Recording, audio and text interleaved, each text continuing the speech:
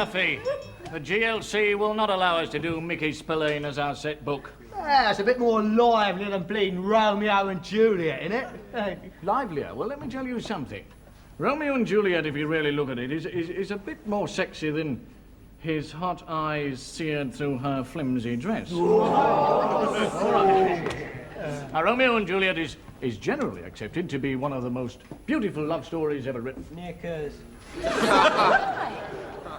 He is right, because Romeo was a good, sincere Catholic boy.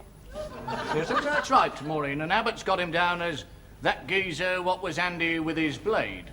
Well, he was, wasn't he? He kills 2 blokes on 1 page. Yeah, the ice would have got away with it too if his mate hadn't grass to the prince. Betrayed, Duffy, yes. Let's get back to the balcony scene for Romeo and Juliet. Are you going to read it to us, sir? No. We'll all play different parts this time. Now, Duffy, from what I hear of your out-of-school activities, you'd make rather a good Romeo. All right. Now, who's going to play Juliet to our star-crossed lover here? Don't look at me. Come on, somebody's got to do it. Right. Duffy. You're not embarrassed, are you? No, of course you're not. Well, pick your own Juliet, then. Sharon. No, we are then. Thank you, Dame Edith. Right, from where we left it, Sharon. Oh, Romeo, Romeo, wherefore art thou Romeo? I'm in the bleeding garden, ain't I? No, Duffy. Wherefore means why are you, not where are you. Carry on, Sharon. Deny thy father, refuse thy name, or if thou wilt not, be but sworn, my love, or I'll no longer be a... Capulet. Yeah, well, whatever that means. Duffy, what are you doing? It says aside here, isn't it? Aside. Yes, well, you're supposed to be talking to the audience, not passing on a racing tip. All right. Yeah, shall I fear more, or shall I speak of this? No, you get your 4 pennyworth in, Romeo. Shut up, Peter. He's supposed to be in love. Well, why did he blooming well get on with it then? Well, yes, it's the way he says it. All right, Duffy, sit down. Thank you very much. Thank you. Now, look, I shall read the part of Romeo. Ooh. Well, with another Juliet, I think. Lisa. Right. Lisa. Right, Maureen. Good. Now then, Juliet comes out onto her balcony at night, overlooking the garden. Hoot, hoot. Pardon me, Dunstable. Hoot, hoot. Yes, I heard the hoot, hoot. Why? It's an owl. An owl? He's in the garden. Very good. Right, good. There we are then, Maureen. Romeo, Romeo, wherefore art thou Romeo? Hoot, hoot. Thank you, Dunstable, yes. Good. Well, here is this beautiful girl. And now you can see why. When Romeo first sees her, he says, Hoot, hoot. but soft, what light from yonder window breaks? It is the east, and Juliet is the sun.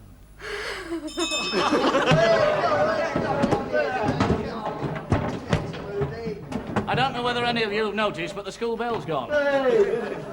All right, I'll spend a weekend in a darkened room and we'll take up cudgels again on Monday. Huh? The bell. Hear it not, Duffy, for it is the knell that summons thee to heaven or to hell. Hey? I think Sir's right. I think it's a lovely love story. Yeah, kid, all them medieval mods ever done was chat. I mean, they never got down to nothing, did they? They did in the film. They got right down to starkers in the film. Well, I'll tell you one line I do see the sense in. What's that, Eric? Well, that line that says, "Ho, what light in yonder window shines." How come? Well, the light I'm talking about is in the window of the feathers. Come on, they'll be open soon. You are, Edges, you're mad. What? Just because I had a choice of schools and I chose Fen Street. Well, I don't see what more proof you want. Christ, I saw that other school. Richmond it was. Fantastic facilities. All the kids wearing school uniforms. I didn't see one dirty word written on a wall. Oh, are there places like that in the outside world? My point is that school didn't need me. And we do, I suppose. Who do you think you are, Florence Nightingale? You know what I mean, Price. There's more of a challenge here. Oh, granted, the last teacher to commit suicide wins a coconut shell, and teaching here's a bloody penance. Then you start flagellating yourself by coming to live in the district. Price, have you read Up the Junction? That book had something to say, you know.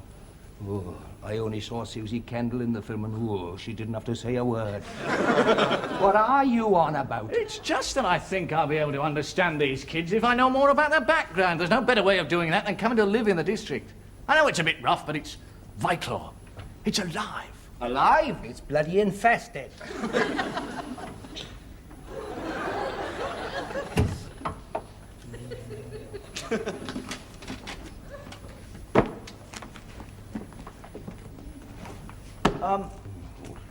Did you just put a rabbit in your briefcase? Aye. You taking up conjuring? Oh, they sent us down too for biology, you know, dissection.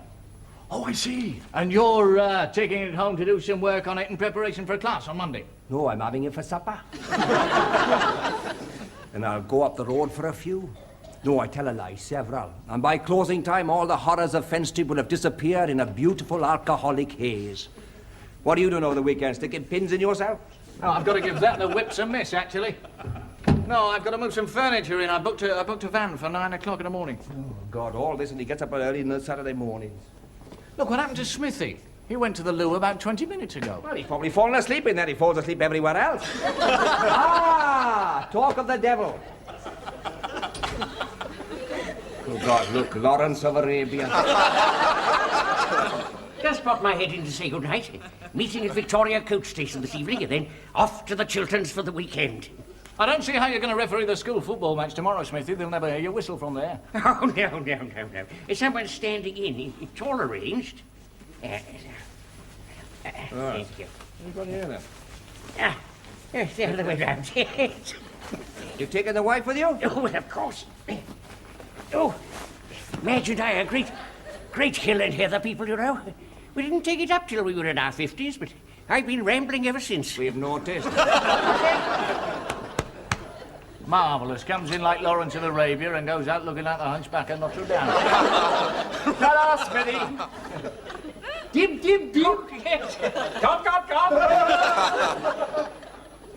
Oh, God, what a thought. Him and Madge disporting themselves in the heather. Fancy a quick one? Yes, all right, boy. Oh. Come on now.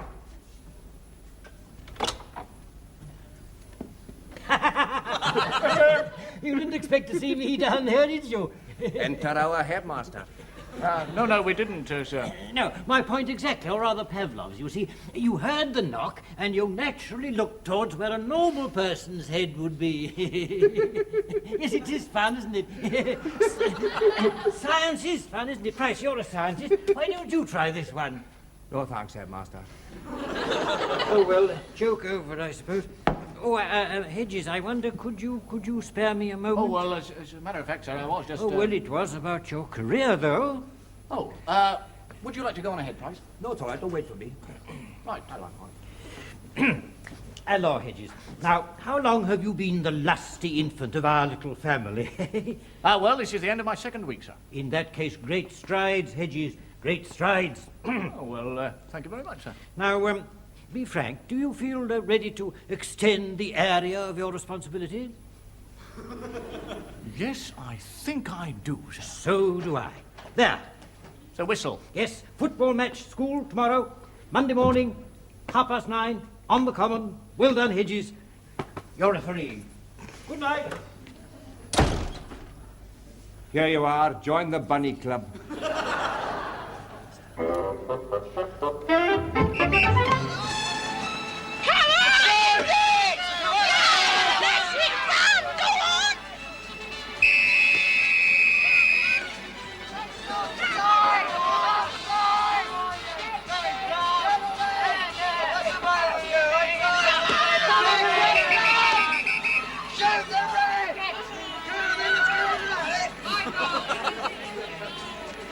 Through ball, you fairy waggler! Don't look at a bleeding big pass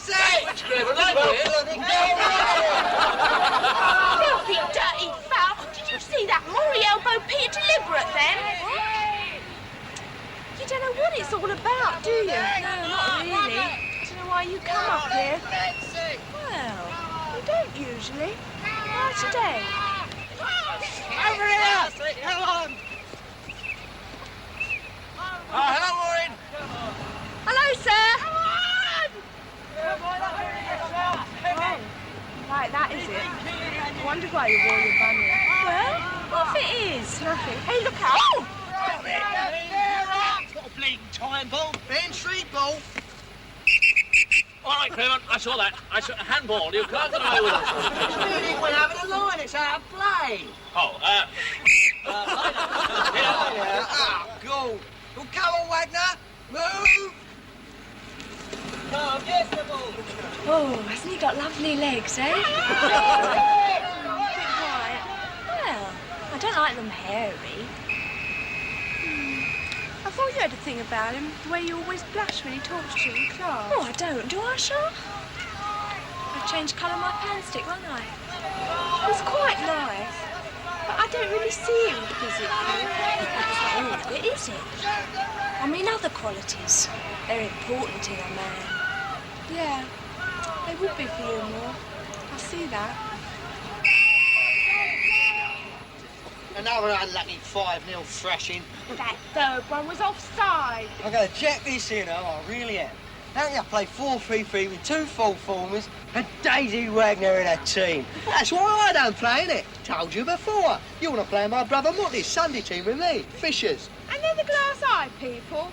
Optical aids. Anyway, your brother Monty don't work for them. That's all mates of mates, and that, isn't it? Yeah, well, I'm a thrashing like this and I'm on a transfer list. all right, Craig, we only changed. Sorry about that third goal. I'm not too sure of the offside rule yet. Rugger type. Might have known. Hey, you coming over to Bandstand Cave for a cup of tea then, Chief? Oh, yeah? Well, no, I can't. I'm supposed to be moving into a new flat today. I did have a van. I don't... What, you mean you give it up just to referee a match for your pupils? Oh, I got lumbered. Yes, I mean... See what I mean? Other qualities. There's no problem there. You should have seen me first. Probably bought me Dad's van. Oh, well, that's very kind of you, Duffy, but I don't think I could... Right, that's settled then. I'll give him a tinkle. Peter!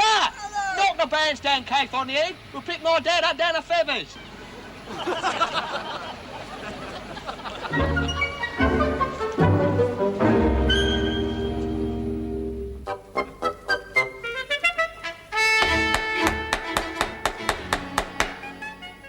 You see, Bern, it's not often I get a chance to have a drink with one of my lads' teachers. Yes, Mr. Duffy, but I didn't expect the kids to come into the pub as well. I took it for granted.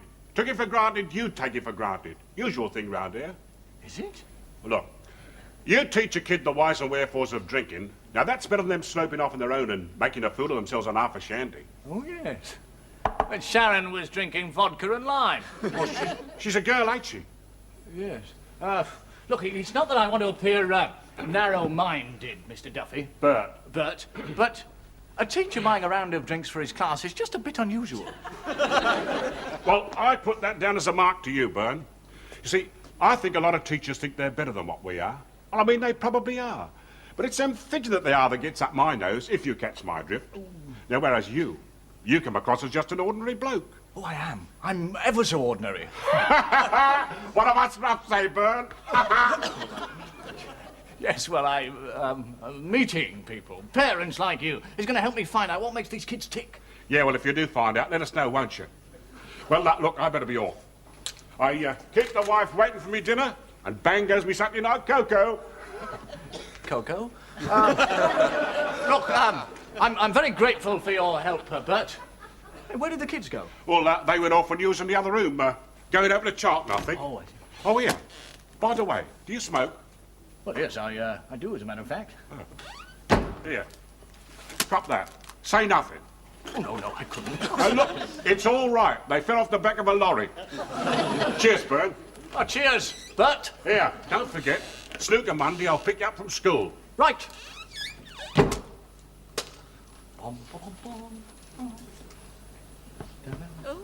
Friends and neighbors, all the world is a happier place. Oh, Maureen, Having a little dance, are you, sir?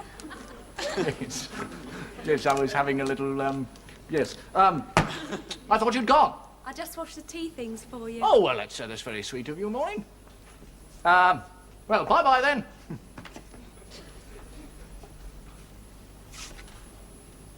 She your girlfriend? Yes, she... No. No, that's just a girl I knew.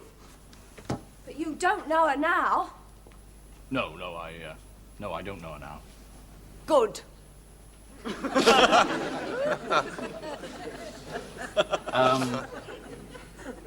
Sir? Yes, Maureen? Here on your coat. Right, good, right. Well, I don't want to, I don't want to... I've got to go anyway. Thanks very much for your help, Maureen. That's all right. How old was she? On the photograph, she was 18 then. I'll be 18 in 2 years' time. Right. Good. Well, off we go then.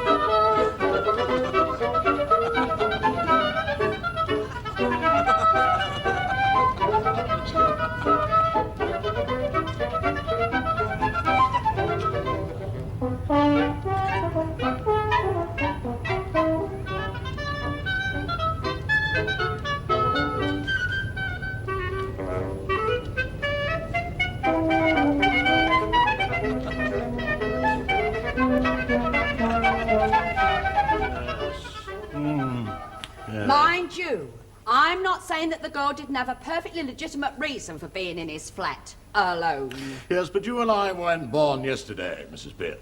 Well, that's the feeling in the flats and all. Yes, well, you know me, Mrs. Pierce. I'm no blackner of characters, you know. But they're young edges. He's only been here 2 weeks, and I've got him down as definitely shifty. Oh? Well, I like him. Oh, well, I mean, I've nothing against him, you know, but I mean, well, all this, it's sordidity, isn't it? Mind you, in the first place, this all came from Mrs. Wagner, and I wouldn't take her word as gospel for all her wall-to-wall carpeting and fish knives. Yeah. Of course, Wagner is a jerry name, all right, you know. But her husband's in the British Legion.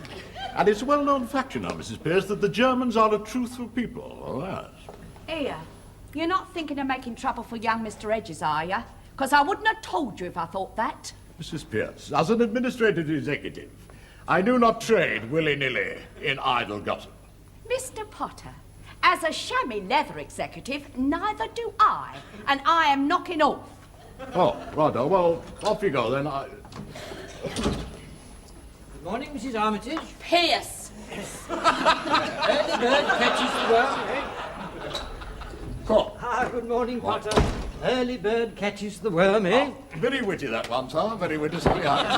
There's so much paperwork, Hedges, I thought I'd just catch a quick half hour of peace and quiet before our little world explodes in noisy activity.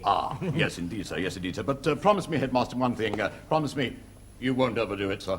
Overdo what, Potter? Well, I mean, no one knows better than I, sir, of all the amount of man-hours you put in here, you know. A joyful burden, Potter. Well, hey-ho, as off to work we go. Sir, I hate to trouble you, sir, but there is something rather sinister that ought to be brought to your notice. Sinister? Oh, dear, not Cook again? No, sir, no. But I've reason to believe that one of your teachers is a sexual pervert.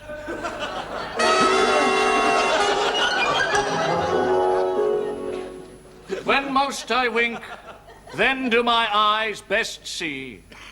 For all the day they view things unrespected. But when I sleep, in dreams they look on thee, and darkly bright are bright in dark directed. Then thou, whose shadows doth make bright, how would thy shadows form happy show, to the clear day with thy much clearer light, when to unseeing eyes thy shade shines so. Well, what do you think of that? Right load of old Moody. People don't talk like that these days, do they? No, they don't, Duffy, but that's not the point. I don't talk like that, do I? Definitely do not. Well, I think it is. The poem's about love, right? Love, yes, the sonnet, Sharon, yes. And some fella in them days might have said it to a Good. girl to see if he could get her going, right? Get her going. Well, basically speaking, yes. Well, if some fella said it to me, he wouldn't get me going, because I wouldn't know what the hell he was talking about. She's done you there, Chief. Sharon hasn't done anybody. All right. I'll accept Sharon's point that this is Elizabethan language and therefore hardly likely to be used in present-day century. What I'm trying to make you understand and appreciate is the power of the language itself. Well, when it comes to pulling birds, Frankie Abbott don't need no language. It's all action with me. Abbott, why do you persist in this ridiculous posturing? What? Telling bloody lies. No, I ain't, Eric. I've had plenty of women in my time. Abbott, we are talking about Shakespeare. Shakespeare. Not James Joyce. Who's he when he's at home? Ah, well, James Joyce was... Frankie does go out with girls, because I seen him. Where? Round the flats. Thank you, Dunstable, yes. James Joyce was an Irish writer who wrote Ulysses. He was playing Kiss Chase. All his little sister's mates. Just about your mark, Frankie. I won't play Kiss Chase. I was getting my sister in for tea. Oh, yeah. Well, that's enough. Any more of this, and I shall confiscate every cigarette in this room. That's better. Now, Abbott and James Joyce can wait for another day. We are discussing the sonnet of Shakespeare's, which I just read. Now, Sharon, I believe you had something to say? What? I lost the thread now, haven't I? Maureen? Maureen, you've been very quiet. The sonnet of Shakespeare's. What did you think of it? I thought it was lovely. Yeah, and I know why.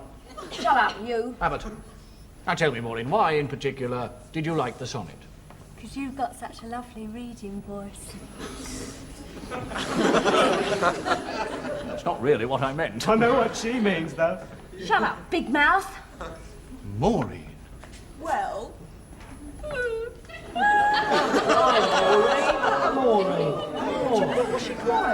Don't blame yourself. No, I won't.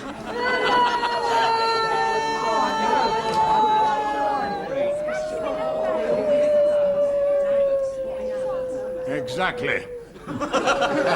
What is it, Mr. Potter? The headmaster would like to see you in the staff room. Oh, what does he want now? As if you didn't know. Look, I've got to go and see the headmaster. Carry on looking at the sonnet, which I just read. All right. What's been going on here, then? Nose. What? Where? Try keeping it out of other people's business, eh? Now, look here, Sonny Jim. If I was your father... If you was my father, mate, I'd have run away from home years ago. I can put that down in my report book, you know. Yeah. Potter, do you mind? I'm trying to study my Shakespeare, and I... Shakespeare? I bet you don't even know who he is. Oh, yeah? Well, I bet you don't know who James Joyce is. Eh? Oh? He was Irish, and he wrote Useless. You see? Den knows. What? So do I. Useless? I know that cool, I do. Right, go on, get on with it. I have got to get your milk ready.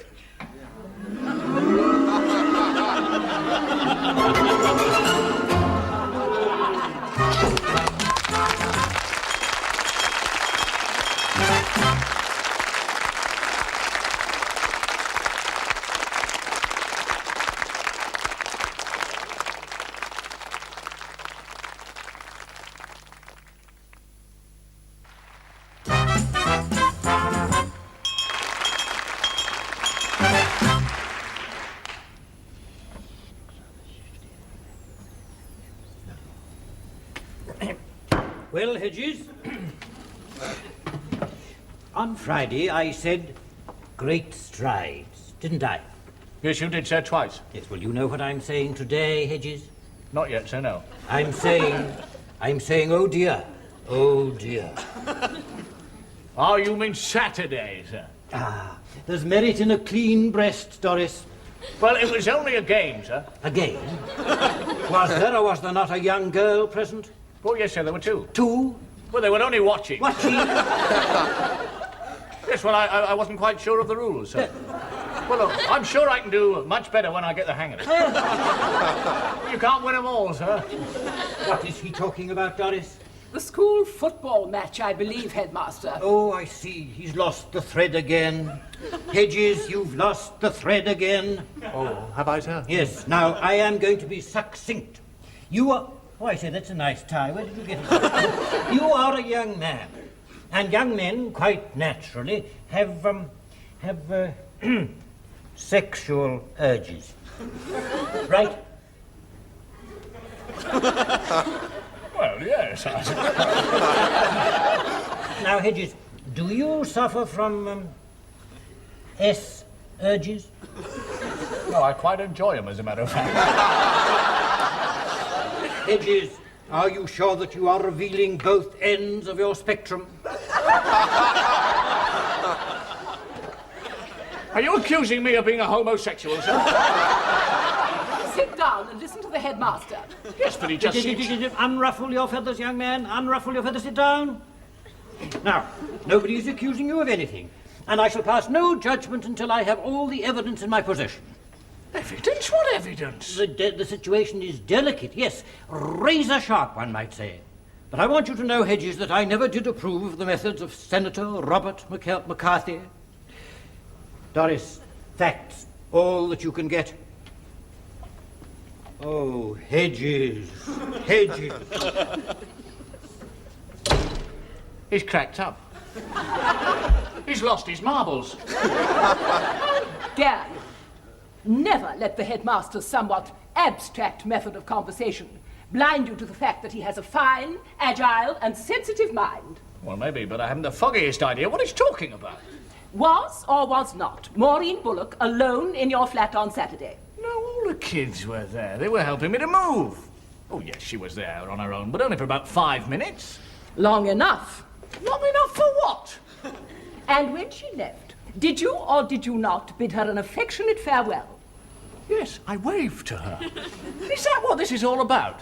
What this is all about is the version of the affair which reached our ears via a long line of idle and malicious gossip typical of this district. Well, isn't that bloody marvellous? Language? I suppose the version you heard was that Maureen came running out of the flat, stripped to the waist, screaming blue murder with me after saying, "Come back, my little love, I haven't had my evil way with thee yet." I find that singularly unamusing. Yeah, well, I'm not exactly tickled to death. How on earth did it get back here? Don't tell me. Potter. Innocent. And absolutely innocent. Innocent incident. And nothing at all. And it comes out sounding like one of the juicy bits in Lolita. And what gets me is you believe it. Of course I don't. You don't even give me the credit for you don't believe it. Of course not. Oh, thank you, monsieur. You may be headstrong, self-opinionated and immature, but I do not have you down as a lecher. Well, that's extremely kind of you, monsieur. The point, which you are missing entirely, is that a teacher outside school is in an extremely vulnerable position. Anything he does is open to misinterpretation, anything. All right, now tell me this. Was having a drink with Mr. Duffy in a pub on Saturday open to misinterpretation? Of course. It could quite easily be seen as you favouring his child. Well, I'm afraid I've got you there, monsieur, because it wasn't only his son that was in the pub with us. His son? There was Sharon, Maureen, pub. and... I didn't let them buy a round of drinks. And I suppose you spent the rest of the afternoon in a gambling casino and then went on to a strip club. Say the Chinese invented the rocket smithy. I think it was Doris Rotten you were. Yes, I haven't heard a word from Hedges for quite 3 minutes. You don't think he's died of fright and she hasn't noticed? What? Oh. What are you laughing at? Price made a joke, I think. And what are you both doing here? I'm waiting to get something from my locker. Didn't want to damn your flow of invectives, eh? And you? I've just got a free period. I wanted somewhere to sit down. Oh.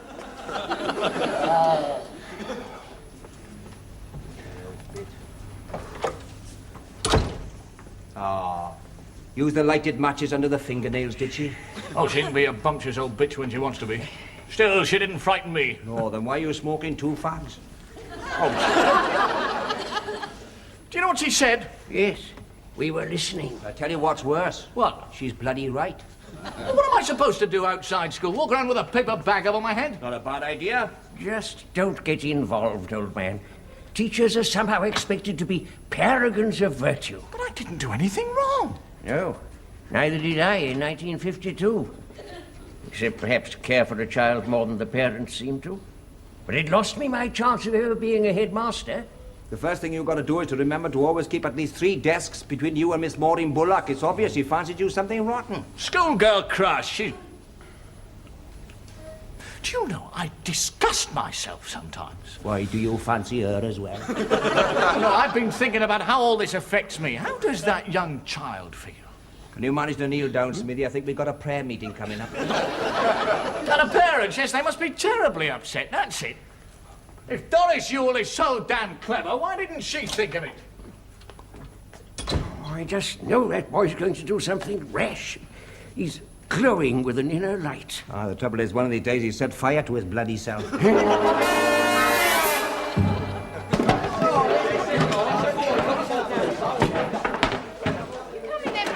I know, Sharon. You go on. I'd like to have a word with Maureen alone. Yeah. This thing.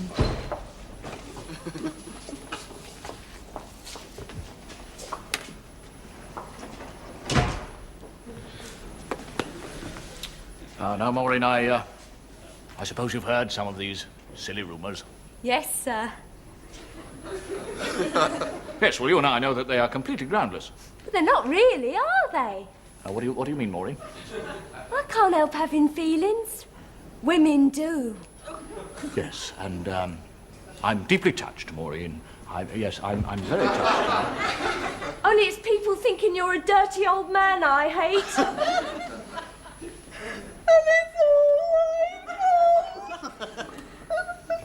Oh, don't cry, Maureen. There.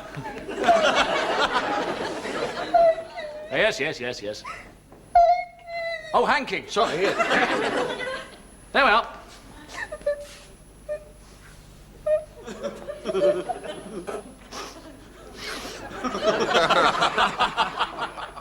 All right now?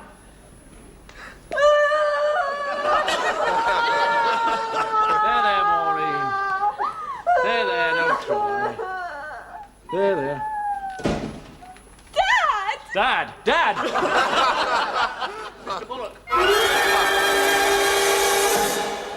Well, you know me, Miss Yule. I hate to make trouble for other people, but I have to report that Mr. Hedges and that Bullock girl are at it again.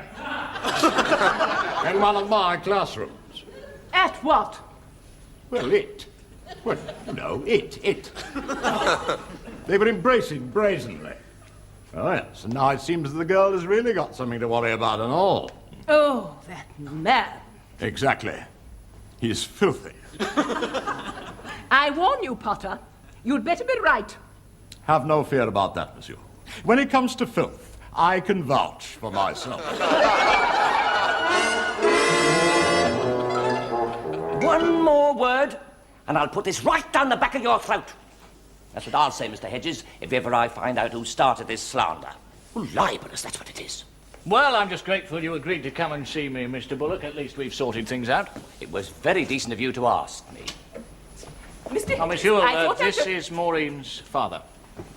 Oh, Mr. Bullock, how did you... I asked him to come. And you did what? Very glad I was, too. Well, of course, I knew there was nothing in this right from the start. I know my Maureen, she's a good girl. And now I've met Mr. Hedges, I can see that he's a thoroughly above-board fellow. The whole situation is finished as far as I'm concerned. Oh, you're very generous, Mr. Bullock. Oh, not me. There is the credit. Yes, quite. You must think it's very lucky having a young gentleman of Mr. Bernard's caliber on your teaching business. Oh, yes, we're all very pleased with Bernard. Well, that's very sweet of you, Doris. us. Come on, Maureen. Home to our tea. Oh, thank you, Mr. Hedges. Good night. Thank you again, Miss Ewell. Good night, Mr. Bullock. Say good night to your teachers, Maureen. Good night, Miss Yule. Good night, Maureen. Good night, sir. Good night, Maureen, yes. Well, I'm glad we've sorted that one out. Mr. Hedges, earlier today I called you headstrong, self-opinionated, and immature. Yes, there's no need to apologise, Miss Ewell. You are also extraordinarily lucky. Staying alone with the child after school, seeing a parent without any official backing.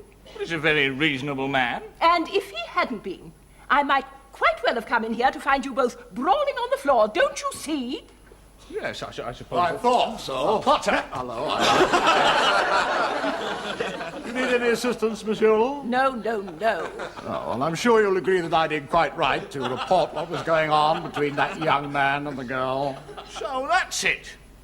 I've a good mind to stick your administrative hat right up your... Mr. Hedges, Mr. Potter was quite within his rights to report a doubtful situation on school premises. But it wasn't within his rights to make a lot of local gossip sound like intended rape to the headmaster, and I'm gonna... You will do nothing. Now kindly leave us. Oh, thank you very much, Miss Ewell. Thank you. I'm very glad to see you didn't take the part of that upstart against an old desert rat. In your case, Mr. Potter, rat is the operative word. What? How dare you malign a member of my staff with nothing more than licentious chit-chat? It was my duty. Your duty is to the good name of this school, not to the local fishwives. Mrs. Wagner keeps a wool shop. Should this country ever be cursed with the Gestapo, you will undoubtedly find your niche. Until then, kindly remember that you are nothing more than a glorified cleaner. I'm not a cleaner. I'm certainly not a cleaner. I'm an administrative executive. Fair enough, Miss Ewell. No more involvement with kids or parents. Good. Ah, Bertie boy. Mr. Duffy.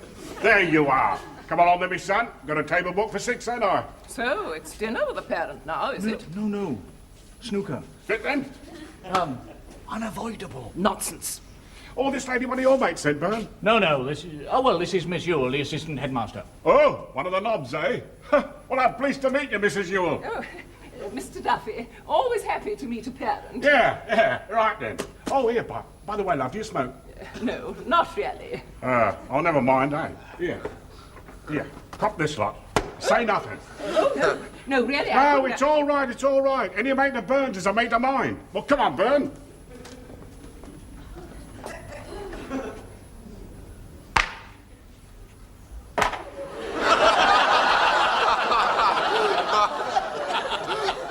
It's all right, Doris. I fell off the back of a lorry.